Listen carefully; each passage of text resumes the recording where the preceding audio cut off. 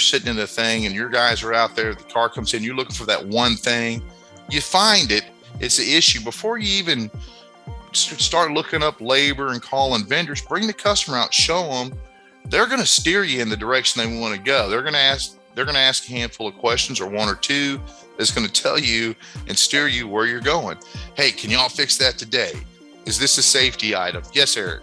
I'm going to tell you, that's my favorite close. You know, what we do, or what I did when I was running counter, I wish I still did sometimes, but I'd answer the phone. I'd have that car, grab the keys, wouldn't let it hit the counter, have that car rolling back there, and I'd find that one thing, safety and concern, one item, and I'd bring them out to it. It does Mr. and Mrs. Johnson. I found something on your car. I'd like to show you what's going on. See that tie rod there? That's unsafe. That needs your immediate attention. And I'd shut up. Don't say another word, because the next word out of their mouth comes, oh, how much is that? I don't know. I'm going to shop around. I'll get you the best price I can. I'll go ahead and get Ron started on the repairs. Would you like me to get you a ride home? Now, if you notice what I did there is I separated them from the vehicle without writing an estimate or got a price, because it's not about the money. It's about them being safe on the road in a vehicle. It's an unsafe condition. They know that it's there. They know that it needs to be removed. You know, I mean, that thing needs to be fixed. So I get the customer on the way home, and I tell them while they're on the way out the door, I said, by the way, while the car's in the shop, I'm going to go ahead and look the rest of the vehicle over. If I have any other concerns, I'll give you a call here in a little bit. Right. And I call them in a little bit.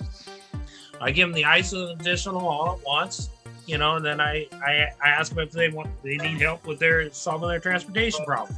Because I think it's not about money.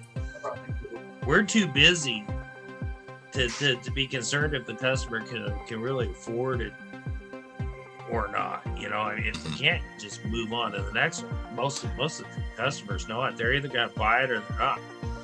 Yeah, if you have a good relationship with a customer or something like that, you already kind of know their behavior, and you know price isn't an issue. For some of the newer guys, don't go, Luke, give everybody an estimate, okay?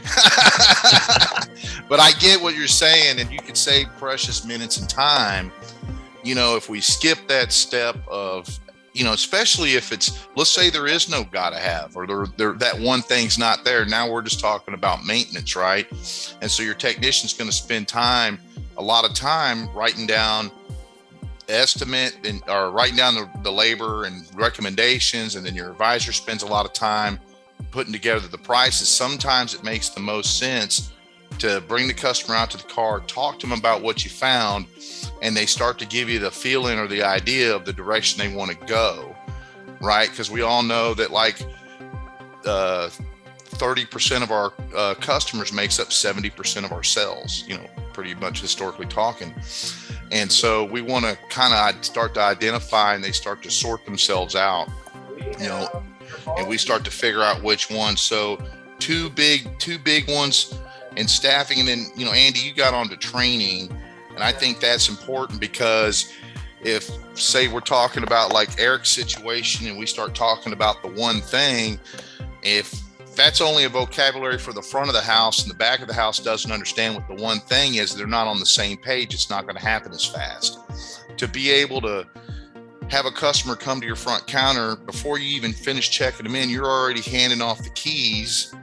They're pulling that car around for this oil service, and they're already looking for the one thing before the customer sits down and you go out back. That's training, right?